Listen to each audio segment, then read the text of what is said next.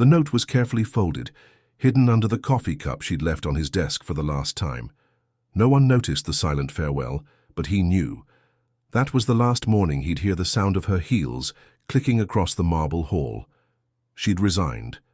No tears, no confrontation, but the truth burned behind that gesture. She loved him. And so she'd decided to leave. Only he wasn't prepared to lose the one person who'd never tried to buy him. Her silence would cost him dearly. But he didn't yet know how much.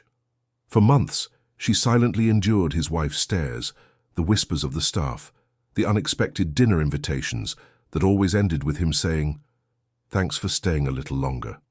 She was his trusted employee, but she was also the only one who saw who he was without the millionaire mask, until the day she saw in his eyes a desire that surpassed the limits of reason. That was when she decided to leave. But when she walked through the door with her suitcase in hand, he did something no one expected, not even her. If this resonated with you, like now and subscribe. At the most unexpected part is yet to come. Snow already covered the garden, as if trying to erase the traces of those who had walked there. Inside the mansion, the silence was punctuated only by the distant ticking of the antique clock on the library wall, the same one she delicately cleaned every day, never letting its hand slip. She was like that, precise, discreet, invisible, as if she were part of the furniture, but with a heart that beat strongly for everything she tried to hide.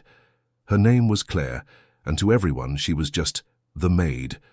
To him, however, she was a mystery that grew with every silent gesture, with every glance she urgently averted.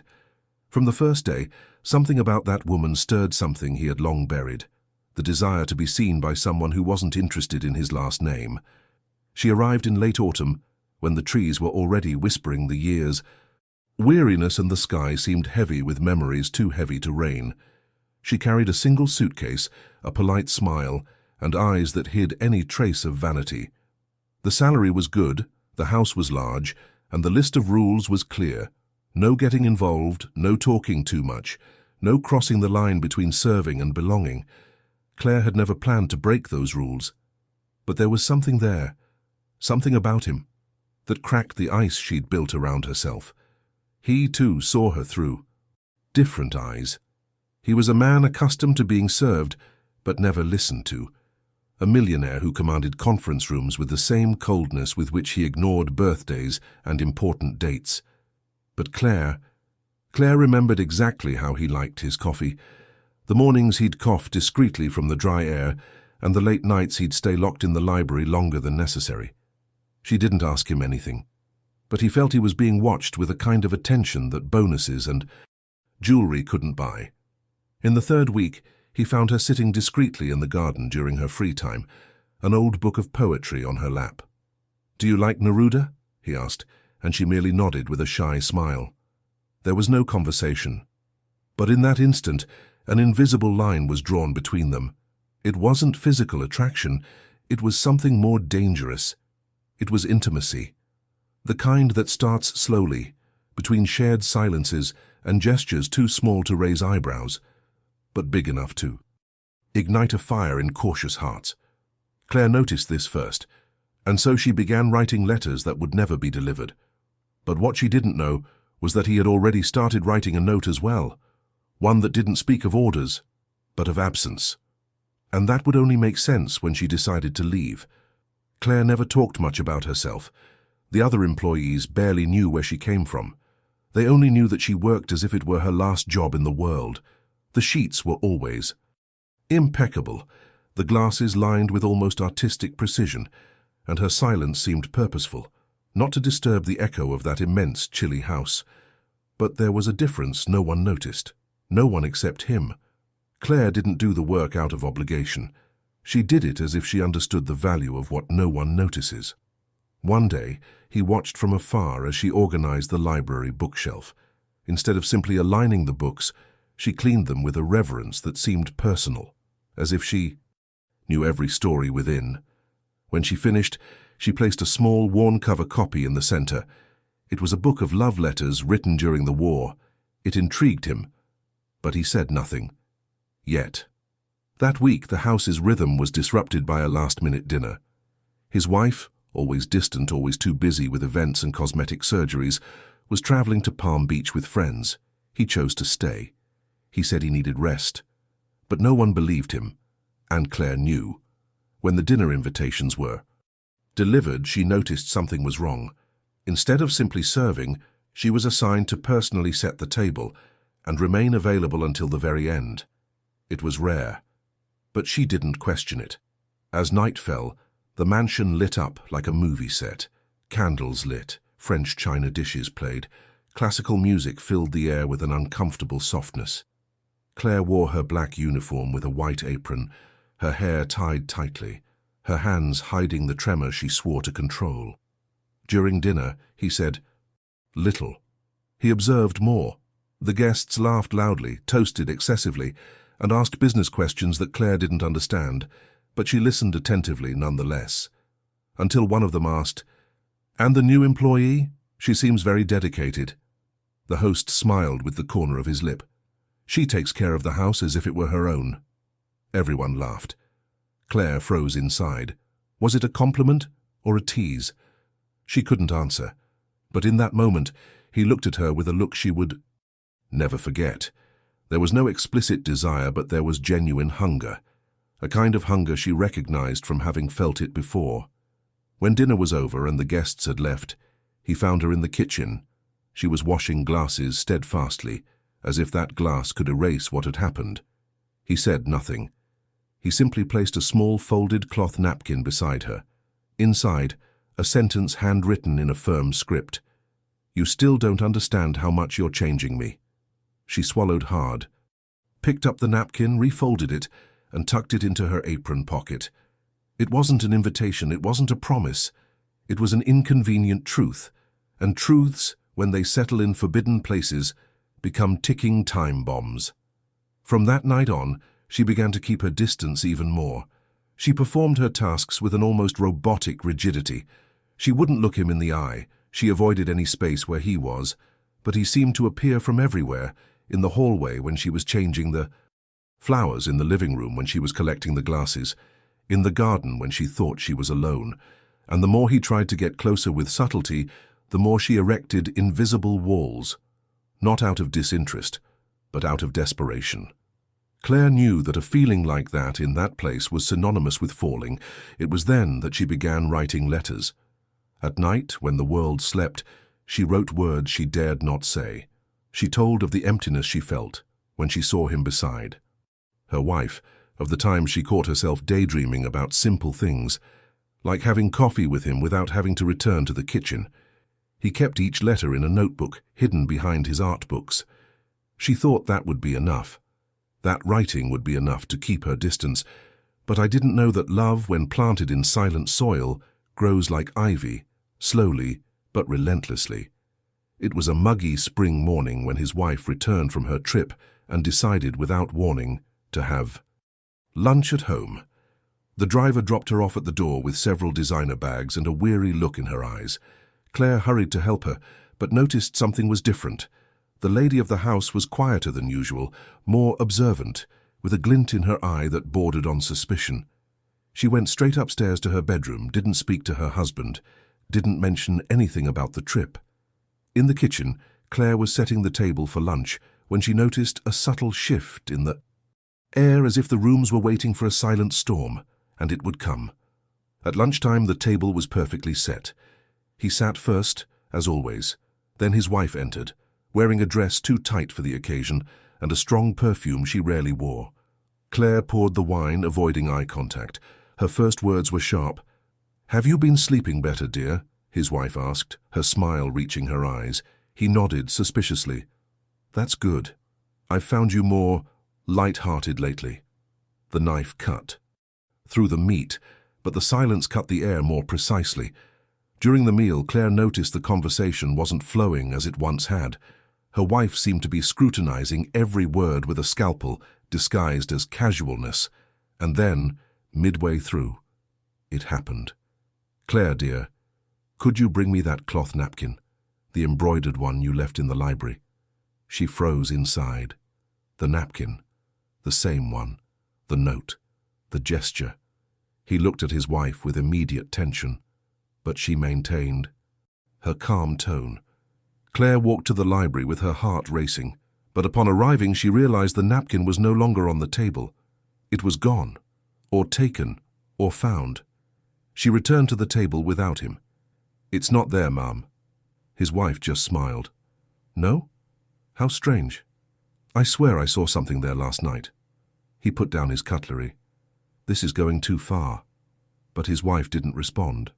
She just smiled again, as if she'd just driven an invisible stake through both their chests. Claire understood. She knew. Maybe not everything, but enough. And if she didn't, she was playing hard to get. And Claire there felt the first real crack in her dignity, because it was no longer a secret. Now it was a threat. In the following days, the humiliations became subtle and constant. Meaningless requests, schedule changes, and task swaps. The wife asked her to clean the same room twice, dropped indirect messages in front of the other employees, and, most cruel of all, she asked Claire to serve tea every afternoon directly to her husband, even though she knew how uncomfortable it caused him. It was a game Claire refused to play, but one she was already a part of. And he? He watched. He tried to intervene gently, with soft words, with looks that begged her not to leave. But Claire wasn't smiling anymore. Her eyes were different. There was no anger. There was suppressed pain, shame. Not because of love, but because of being exposed. Until one night, while collecting library books, she saw something on the armchair. A small box with a velvet lid. Inside, a simple, delicate necklace with a bird-shaped pendant, and a note. "When you go, take this. That way. At least something here will remember what it was like to breathe." Claire clutched the box to her chest and, in that instant, knew she had to go. Not to escape, but to not destroy what was left of herself. She went upstairs to the servants' quarters, took off her uniform, took a cold shower, and as the water ran, she made up her mind. The next day she would hand in her resignation, but first she would write one last note. The only one he would read. The dawn seemed longer that night. The mansion, usually silent, exuded a muffled tension, as if every wall secretly listened to the decision being made within the house's simplest room. Claire sat at her desk, with the necklace box beside her, her hair still damp, her mind restless. The blank page before her carried the weight of everything that had never been said, and that now needed to be carefully sealed. She picked up the pen with trembling fingers, took a deep breath, and wrote, "I never wanted you to see me as different. I only wanted you to see me as real. And real hurts." She signed it with a single initial. Folding the letter, she placed it inside the same box as the necklace. This wasn't a dramatic goodbye. It was a quiet release. The next morning, before the first employee even arrived, Claire came downstairs with her bag in hand. She wore simple clothes as if she didn't want to be noticed. She went to the library, left the box on the chair where he usually read, and left. She didn't look back. The gate closed with a click that didn't just sound metallic. It sounded like a cycle ending. He only woke after the coffee had gone cold. He found the silence of the house strange, the absence of the light footsteps crossing the hallway at 7 in the morning. He got up, still barefoot, and on his way down to the library, he saw the box. He opened it. He read it. And there, standing among the books that had so often witnessed the unsaid, he felt a pain he hadn't recognized. It wasn't anger. It wasn't abandonment. It was regret. And for the first time in a long time, he felt fear. Fear of not being able to fix it. Meanwhile, Claire was riding the bus to a small town where no one would know who she was. The sky was grey, and she held her suitcase tightly, without tears. It was as if she had emerged from a glass storm, bruised, but intact. She carried only the bare necessities, clothes, books, and a new notebook, one that would begin with the sentence, "This time I'm not going to write about anyone. I'm going to write about myself." At the mansion, chaos began hours later. His wife woke late, shouted through the hallways, demanded coffee, complained about the housekeeping, and realized something was wrong. She asked for Claire, No one knew. When she saw the missing suitcase, she was overcome with momentary pleasure. But it quickly faded when she found her husband locked in the library, staring into space. She called out to him twice. He didn't answer. The third time she entered. He held the box still open, his eyes fixed on the letter. "She left," he said, in a tone she didn't recognize. "And you let her go," she replied, crossing her arms. "I tried to protect what was mine." He looked at her coldly. "But she was never yours, nor mine." The following days dragged on. The house's routine changed. The new employee was polite but distant. The details that made the house a home were gone. The flowers were there but soulless. The food was good but memoryless. He realized then that what he missed wasn't impeccable service, but the living presence of someone who saw him as a man, not a fortune. And it was in this state of absence that he began searching for her. He hired a private investigator. He didn't tell his wife. He just wanted to know if she was okay. The report arrived 2 months later. She lived in a simple neighborhood, worked in a flower shop, and taught art classes to children on weekends. No new relationships, no scandalous news, just peace. He could have gone to her. He could have knocked on the door and told her everything. But he didn't, because he understood that true love isn't about presence, it's about not destroying what you love. For weeks, he couldn't concentrate on anything. The meetings continued, the investments prospered, the parties returned to the mansion. But inside, everything seemed faded. He smiled with his lips, but not with his eyes. He avoided the library, the armchair, and most of all, he avoided the painting on the wall, the one Claire had once discreetly praised for portraying not the grandeur of a wealthy man, but the loneliness of someone who had conquered everything but himself. One cloudy afternoon, something broke the cycle. He entered the library on impulse and, while trying to rearrange some books, noticed that one of the volumes was heavier than usual. Inside was a notebook. The leather was worn, the pages firm. When he opened it, his name was written on the first page, followed by a date and a sentence. I never had the courage to say this out loud, so I wrote it down. It was Claire's diary. He didn't know how it had gotten there. Maybe she wanted him to find it. Maybe it was a last-ditch attempt to show him what direct words couldn't. The fact is, he read it. Every line, every doubt, every internal battle, every plea. That forbidden feeling was just a delusion. And when he finished, he cried, not out of guilt, but out of longing for a chance he hadn't had the courage to seize. On the final page was a drawing, a forest, 2 empty benches, and a single bird on the highest branch. Below, a sentence, "If you ever want to truly see me, I'll be where the noises of the city don't reach." He understood. It was the park, the same one she went to on her days off, the same one where he'd seen her sitting once, reading and hadn't dared approach. Back then there was still time, now perhaps not anymore. 2 days later he went there. He sat on the bench for hours. No sign of her, only the sound of branches moving in the wind. He returned several times, always leaving something on the bench, a flower, a letter, a book. There was never a response. But he continued, like a ritual, like a silent plea for forgiveness. Meanwhile, Claire received messages from a man selling flowers at the park entrance who knew her. He said, "He's been here again, he left this." And she smiled but didn't respond. She simply said, "He's learning. It's not time yet." One morning, Claire received an unexpected visitor. It was the driver of the old mansion. An elderly, discreet man who had always harbored a silent affection for her. He brought a box.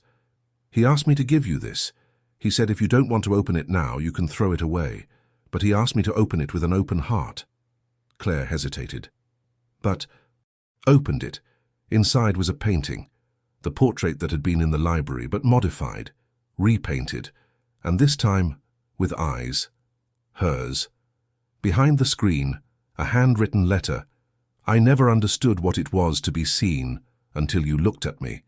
And I never knew what love was until you left. I don't want you to come back, I just want you to know that you stayed." She held the painting for long minutes, and for the first time, he cried. Not from pain, but from recognition, because finally, he had said what had always been there, but trapped behind fear. The painting remained there, leaning against the wall of the small apartment, unframed, unlit. Claire looked at it every day when she left for work and when she returned, as if that image reminded her that, even without promises, something inside her had been understood. But she didn't respond. She didn't return the letter. She didn't call. She didn't show up at the park, because she had understood that it wasn't she who needed to return. It was he who needed to transform. And some lessons, when they hurt, are best taught in silence. In the mansion, the atmosphere no longer maintained its former mask. His wife, increasingly absent, traveled more frequently and for longer periods. The parties ceased. The hallways, once vibrant with vanity, now seemed to echo with emptiness.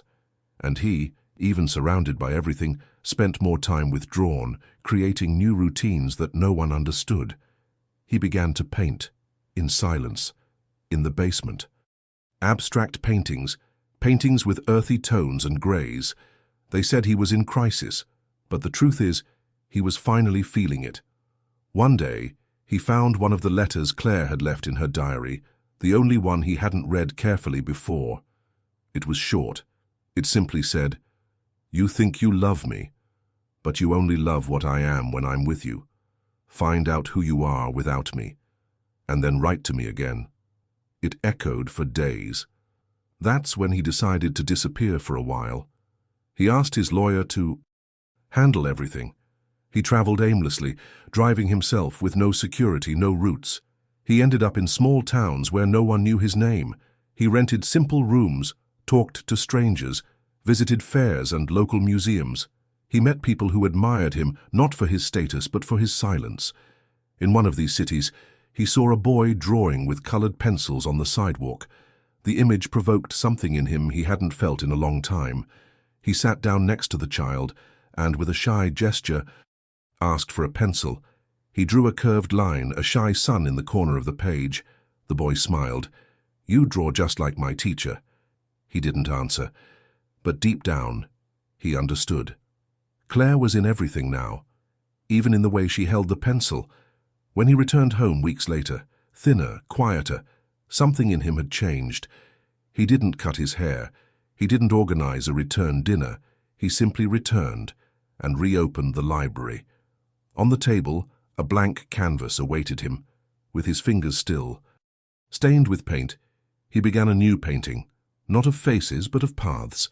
A dirt road, a female figure in the distance, and a horizon tinged with dawn. Across town, Claire was teaching a painting class to her young students. She talked about contrasting light, shadow, and the beauty of empty spaces on paper. "Sometimes what's not painted also tells the story," she said, smiling. After class, she passed by the park. The flower seller, who had already become her silent accomplice, called out to her. "He's back. He said he won't leave a message anymore, but he'll be around, that's all." She looked at the empty bench, the same one where the letters, flowers, and books had rested for weeks. And then, for the first time, she sat down. There was no rush, no words, but there was something new in the air, a waiting without demands, a reunion that needed no date, no promises, just the courage to continue existing in the other's silence. Time, in that small town, seemed to pass with a kind of patience Claire had never experienced before. The mornings were brighter, the sounds more distant, and people didn't stare at her as if searching for labels. She felt, for the first time in years, like she belonged somewhere that didn't require her to be invisible. And yet, every day as she passed through the park, she would discreetly glance at the bench where notes and flowers had once rested. He wasn't there, but something in her told her he would come, not when he was ready, but when she had finally stopped being who she was. It was on a warm, windy afternoon that the unthinkable happened. Claire was teaching in the art school studio when a visitor arrived. It wasn't him. It was the family lawyer. Discreet, wearing a dark suit, he seemed uncomfortable in such a colorful place. He asked to speak with her privately. He handed her a sealed letter with her name handwritten on it. He asked me to deliver it personally. He said, "If you don't want to read it, you can tear it up. But if you read it, You might understand something that even he couldn't explain properly. Claire held the envelope without opening it. She thanked him with a polite nod and waited for the man to leave. Only then, with the room empty, did she calmly break the seal. His handwriting was shakier, more organic. There were no striking phrases, no requests, just a confession. Claire, you once asked me to discover who I was without you. I thought it was enough to go out, walk, paint, isolate myself. But what I discovered was simpler and more profound. Without you, I continue to exist. But it's a silent existence, like a house without windows. I spent my life buying views, but I never learned to open curtains. You were the first to throw open mine. I'm not writing to ask you to come back. I'm writing to tell you that I now know how to let you go without fear. Because wherever you are, that's where my courage begins. Claire closed her eyes as she finished reading. She didn't cry. She didn't smile. She just took a deep breath, as if finally understanding the exact measure of her own silence. Folding the letter, she looked at the unfinished canvas on the easel in her studio. It was a forest. All that remained was to paint the benches, and for the first time, she knew exactly how to finish. That night, he didn't go straight home. He walked through the park, sat on the same bench where he always waited for something he couldn't name. And there he realized it was there, not physically, but in the space between the leaves, in the reflection of the light on the ground, in the scent of the flowers blooming despite the concrete. Meanwhile, in the mansion, he finished his painting. Not a portrait, not a landscape, but a moment. The silhouette of a woman walking among the trees, the wind ruffling her dress, and a smile only the artist could see. When he finished, he hung the canvas in the library, in the place where he had once been proud. Now, there was memory. Later that week, Claire sent something back. Not a reply, just an envelope with the old napkin, the one from dinner with the phrase that had started it all, and below it she wrote a new line. Now I get it. There was no more texting, no more meeting, but they both knew. Sometimes love doesn't need touch. It just needs the knowledge that somewhere in the world there's someone who saw you whole and still stayed, even in silence, even from a distance. It was the beginning of something more mature, more sincere, not a teenage crush, but an invisible presence, like the perfume that lingers in the room after the last visit, a kind of love that doesn't die. It just changes location. Time marched on with the precision of an antique clock.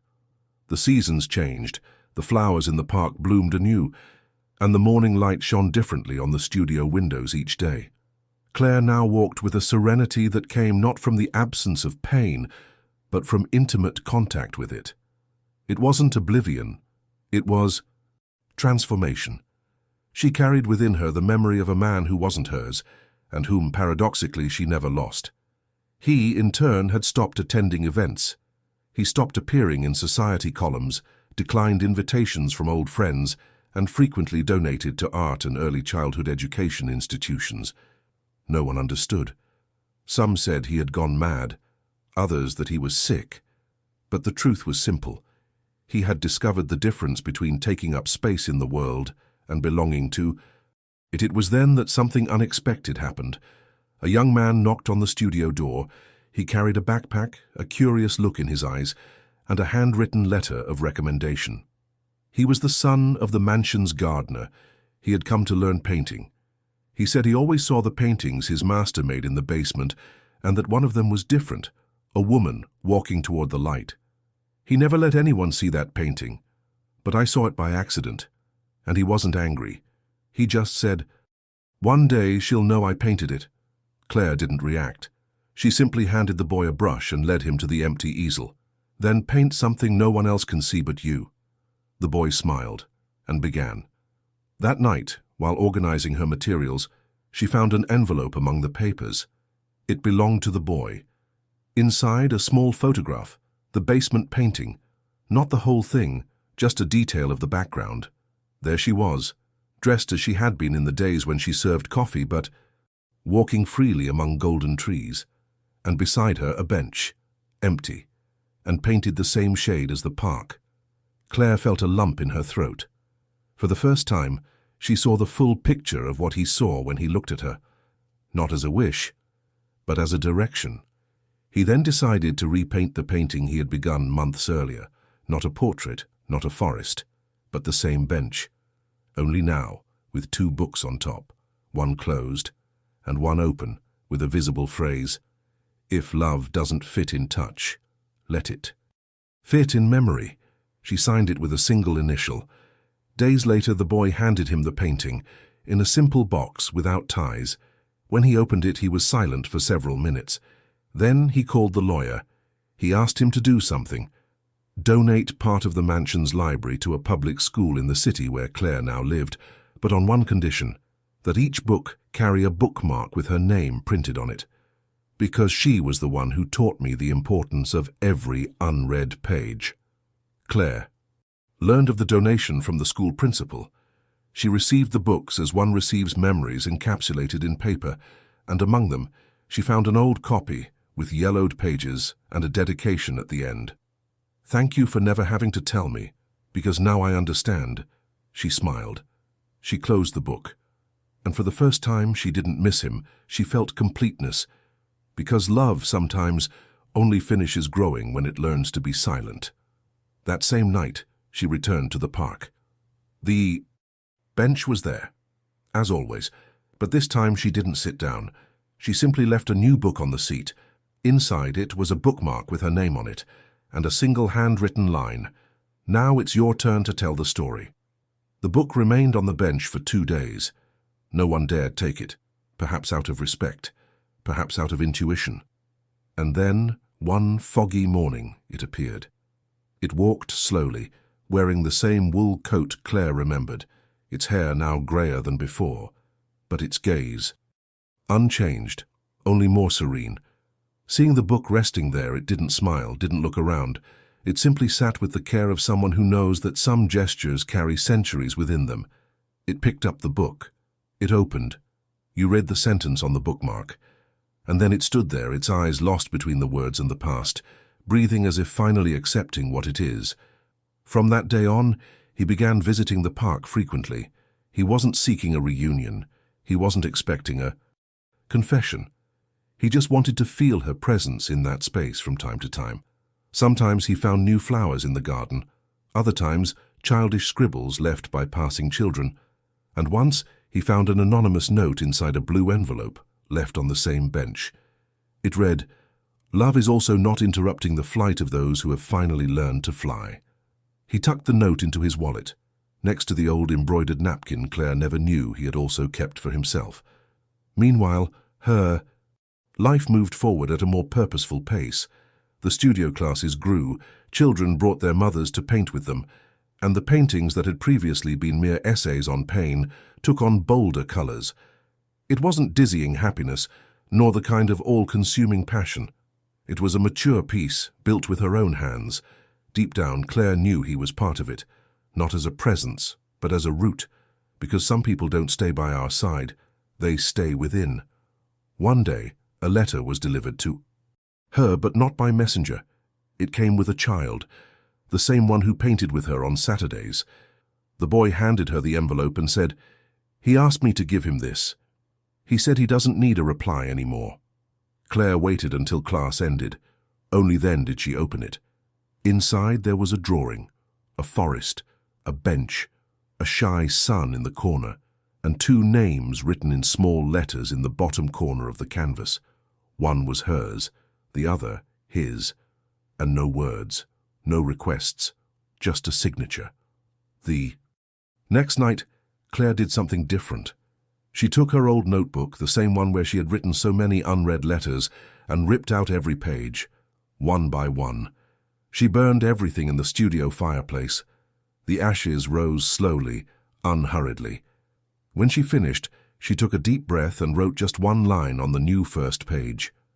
"Life has taught me to love what I cannot possess, and to free what I never wanted to hold."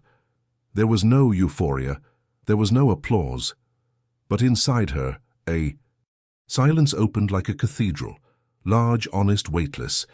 Meanwhile, at the mansion, he was clearing out the library furniture. He left only a table, a blank canvas, and Claire's painting in the center. He removed all the old paintings, all the portraits. It was time to make this space a place that breathed. He painted the walls white. He opened the windows, and for the first time, he let the air in without fear. Outside, the gardeners were planting new flowers. Among them were some Claire grew. At the local florist, he had specifically requested those. Because love, he finally understood, was this: cultivating even without knowing if it will bloom for you, and even if it doesn't, watering it with gratitude. The next morning, a child found an envelope forgotten among the branches of a bush in the park. Inside was a card with firm handwriting and a small hand-painted watercolor, the bench, the woods, and a bird in flight. The signature was silent. Just one letter, the same one that appeared in the margins of the paintings that were beginning to attract attention at local art fairs. When Claire learned of the discovery, she said nothing. He simply kept the image with the care of someone who recognizes the gesture behind the symbol. That's how they continued to speak, without words, without encounters, just traces, objects, small, silent interventions in each other's worlds, as if, from the moment the love between them freed itself from the need for possession, it could finally breathe on its own. One afternoon, Claire visited the new public school library, the same one to which he had donated some of his books. The shelves still smelled of fresh wood, the pages marked with dedication. As she walked through the aisles, she found a small table in the corner with a flower arrangement, identical to the ones she used to leave in the mansion's living room. In the center of the table, a framed note read, "Knowledge changes the world, but feeling changes the soul. Thank you, Claire." She sat there for a few minutes, simply watching the children read, and deep inside she understood, even apart, even without seeing each other, they were rebuilding together, in silence, the kind of love that doesn't die when the touch ceases. That same day he received a box in the mail, no return address. Inside was a painting in ink on raw linen. It was the park, but this time the bench was empty, and yet there was peace. Beneath it, an inscription, "I passed. You can too." Kaich touched the canvas as if touching the skin of a past that no longer hurts. He smiled, and for the first time he felt the cycle closing. The following week, he opened a small art space inside the mansion. It wasn't open to the public, only to young artists from the region. There were no names on the walls, no tributes, but in each hanging work there were lines, shadows, and colors that recalled, although no one noticed, everything Claire left in it. A few days later, a young student attending his painting class asked him, "Have you ever loved someone you couldn't have?" He thought for a moment before answering, "No, I loved someone who never wanted to possess me, and that's what made me free."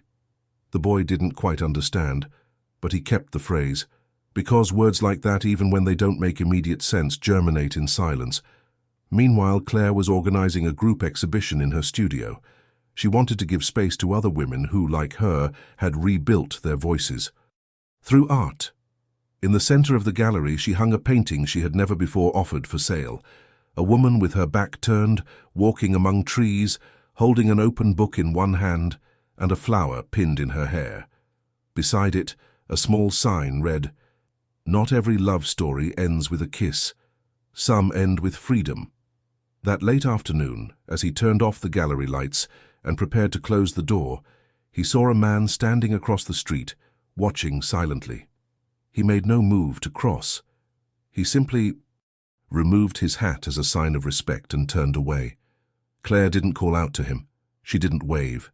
She just stood there, motionless, with a lump in her throat. And when he disappeared around the corner, she closed the door slowly. Deep down, she knew, there are goodbyes that last a lifetime, and there are presences that never leave. The morning after that brief glimpse on the street, Claire woke earlier than usual. It wasn't anxiety, nor was it nostalgia. It was something more subtle, as if time had whispered that something was about to be sealed. She walked to her studio with calm steps, opened the windows, let the light flood the space, and lit a candle, a habit she'd adopted on days when her soul needed silence. While preparing the materials for the new class, she noticed a forgotten folder on the table. It belonged to the boy who painted on Saturdays, the gardener's son. She opened it out of curiosity, and there, among the childish sketches, she found something unexpected. A drawing depicting the entrance to the old mansion. But there was something different. Instead of ostentation, the lines revealed simplicity. The garden was in bloom, the windows were open, and in the center, a male figure sat on the ground with a book on his lap, surrounded by children. Claire recognized the face, but what made her breath catch was the figure drawn in the lower corner of the image, a woman with her back turned, watching from a distance, with a bird perched on her shoulder. On the back of the page, a sentence written in clumsy handwriting read, "He told us our story, but he said it's still happening." Claire ran her fingers over the paper as if touching a living memory. This wasn't just a drawing. It was an answer, a bridge between two existences that, even without touching, had intersected in every possible way. That same day, she decided to visit a place she'd avoided for years, the bookstore where she bought her notebooks of old letters. She walked through the shelves, in silence, touching the spines of the books as if greeting old companions. And there, almost hidden among the dusty books, she found a rare copy of unsent letters. On the back cover, a handwritten dedication. "If you found this book, perhaps you too are waiting for something that only time can bring." Claire bought the copy, wrapped it in brown paper, and wrote on the envelope, "For when absence becomes fertile soil." On the other side of town, he woke up in a different room in the mansion. He had sold the house a week earlier, not to escape but to close himself off. The new residence was smaller, with more windows and fewer walls. There he had space to continue painting, but now with different eyes. Instead of works about absence, his paintings revealed possible encounters, hands almost touching, eyes searching for each other in reflections, half-open doors with light streaming in from within. On the main wall, he hung the painting Claire had sent him a while ago, The Empty Bench. And below it, he wrote a sentence in gold ink. "It's in the space she left that I learned to fit." One night he received a package. It was the wrapped book. When he opened it, he smiled unhurriedly. He touched the cover as if greeting an old promise. He opened to the first page and found loose a white sheet with handwriting he would recognize even in the dark. "If you ever write about me, let it not be as an absence. Let it be as a root." He didn't answer, but that very morning he began his final painting. He didn't know how it would end. He only knew how it began, with a dirt road, a lone tree in the corner, and in the distance, two figures walking in opposite directions, one with his head held high, the other looking back. In the middle of the canvas he left a blank space, intentional, because he finally understood that some stories don't end. They just learn to breathe between the spaces of those who once truly saw themselves. The studio's final exhibition was scheduled for the first Saturday of fall. It was an event that brought together students, their families, and members of the local community. The children displayed their works on low easels, while adults silently observed the stories those small hands could tell. Claire, as always, remained behind the scenes. She preferred to watch art happen rather than be seen. But that day, something inside her told her she needed to be whole, visible, open. She dressed in a light blue dress, her hair tied back with a raw fabric ribbon, and the same shoes she wore when she worked at the mansion, not out of nostalgia but out of redemption. She wanted to prove to herself that it was possible to walk lightly even over memories that once hurt. The makeshift garden gallery was lit with strings of yellow lights. In the center, a canvas covered with a white cloth drew attention. It was the work Claire had been secretly preparing for weeks. It would only be revealed at the end of the night. Meanwhile, children ran. Between the tables, laughter filled the spaces, and the air smelled faintly of dried flowers and paint. In the middle of the crowd, Claire spotted a figure standing in the distance. Someone who didn't move, but also didn't look away. It was him, Thinner, more simple, but with the same eyes, only now without urgency. Just presence. She didn't approach, and he didn't intrude. They both respected the space between them, as if it were an invisible bridge held together by everything unsaid.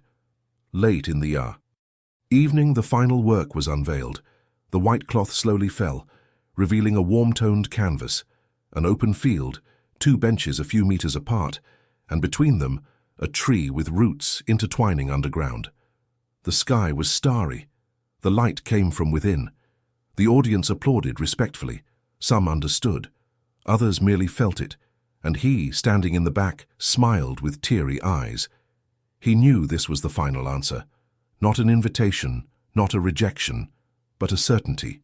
They were connected, even, though they were apart. After the event, Claire walked to the park bench. She sat in silence. The wind blew lightly. In her hands, she held a small envelope with a single handwritten line. "You don't need to come back to know you never left." She left it on the bench. She got up, walked slowly toward the street, and before crossing, looked back one last time. The bench, now illuminated by the yellow light of the street lamp, seemed like a makeshift altar to something that never had a name but always had a soul. Meanwhile, across town, he was preparing the final wall of his new private gallery. There was room for only one canvas, and he knew exactly which one he would hang there. But he would leave the center of the painting blank, because in that void there was room for everything they were and everything they chose not to be. And so, amid letters that were never sent, paintings that were never sold, and gestures that didn't call for applause, they continued to exist. Separated by space, united by silence. Because true love sometimes doesn't end with a yes or a no. It ends with an "I get it." Years passed. The town grew around Claire's studio, but the essence of the place remained intact. The children who learned from her began teaching others. The studio walls bore paintings that were no longer hers alone. They were the fruit of the trust planted in each brushstroke. The park bench remained there, firm, now a little worn by time, but always with something left by someone. Flowers, notes, books, drawings. It had become a sanctuary of unspoken stories. Claire aged with the ease of someone unchained. Her hair grayed, her eyes calmer, her hands still steady. The gallery remained discreet, but recognized. One day she was invited to an exhibition in another city. She hesitated. She hadn't traveled in years, but something in her told her it was time to leave that safe haven, not to seek out the past, but to confirm that it had served its purpose. He accepted. The exhibition would take place in a nearby town. Upon arriving, he noticed that part of the event would take place in a space that had previously been an old house, renovated and transformed into a cultural center.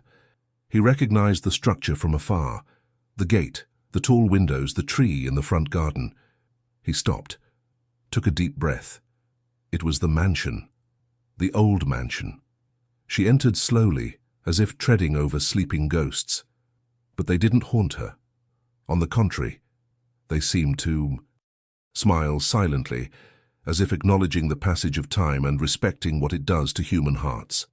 The library had been preserved. There were still books, but in the center of the room, a painting, the park bench, now with 2 figures in the background, holding hands. The most curious detail, a framed note next to the painting, the same napkin with the original phrase, "You still don't understand how much you're changing me." And below, in new handwriting, "Today I understand." Claire didn't cry. She just smiled. She sat on the sofa in the old library, and for the first time she allowed herself to close her eyes there, in that place where pain had begun, where love had blossomed, where freedom had finally found its place. At the end of the exhibition, an elderly woman approached. She handed her a letter. "He asked that this be delivered if you ever returned. He said you probably never would, and that was precisely why this letter needed to exist." Claire held it against her chest for a moment before opening it. Inside was the familiar handwriting, a little shakier but full of life. "Claire, if this letter reached you, then you won. You defeated me, the pain, the fear. You defeated what was denied to us by pride and silence. A few years ago I left this world. I don't know when you'll read this, but I know you'll be alive, truly alive. I want you to know that I tried, that I changed, that I taught others what I learned from watching you. I didn't make a fortune from art, but I made peace. And the last painting I did was with my back to time. I painted a bench, I painted her dress, I painted a bird on her shoulder and left my face blank. Because those who love don't need a face. They just need the certainty that the other person existed. Thank you for being the starting point, and even without knowing my destiny, with everything that never fit into words, and... Claire folded the letter carefully. She left the mansion without saying goodbye to anyone. She walked to the city park, the same one where back then everything had begun to be said without a voice. The bench was there, now engraved with a small metal plaque. Here rested the love that chose not to imprison itself. She sat down. She left the letter on the seat. She closed her eyes and breathed deeply, as if in that moment all of history had finally knelt before life. In the sky, a bird passed. It flew low, then it disappeared, and no one knew if that was the end or if it was, in fact, the beginning of a story that, having been written with sacrifice and courage, would never be forgotten. Because karma sometimes doesn't come as punishment. It comes as a revelation. What you silently gave to the world, return as peace.